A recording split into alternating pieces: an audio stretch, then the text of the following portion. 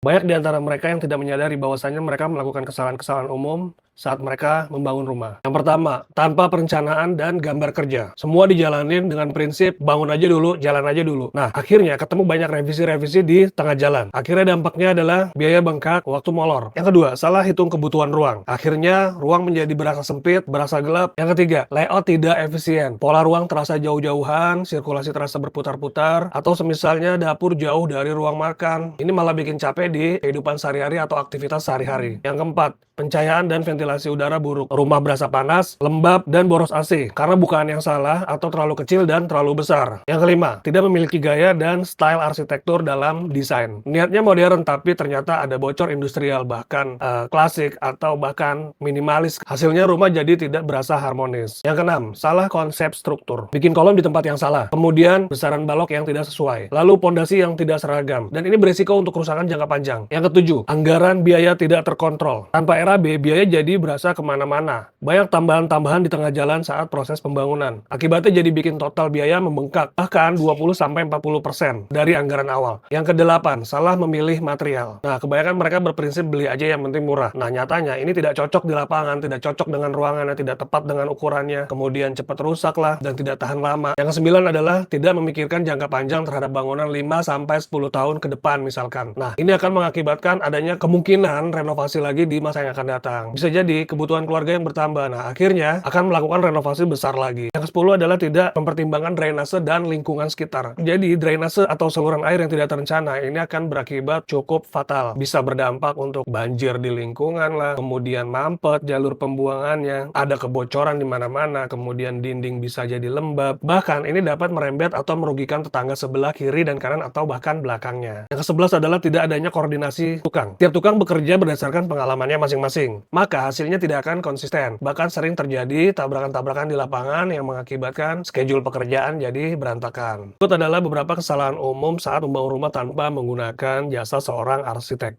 Dibangun rumah tanpa menggunakan arsitek itu memang kelihatan lebih hemat. Sampai nanti kamu akan ketemu revisi-revisi di tengah jalan, perubahan-perubahan di tengah jalan, kemudian biaya yang tiba-tiba tambah ini, tambah itu, belum lagi hasilnya yang jauh dari ekspektasi. Nah, di situ kamu akan merasa bahwasanya ternyata perlu menggunakan jasa seorang arsitek. Sebenarnya menggunakan jasa arsitek itu simpel banget tujuannya. Biar kamu nggak buang-buang waktu, buang-buang tenaga, dan budget cuma karena hal yang sebenarnya ini bisa kamu hindari di awal. Jadi kalau kalian sedang membangun rumah, atau ingin memulai membangun rumah, kalian wajib ya, save konten ini ya. Oke, serius. Assalamualaikum.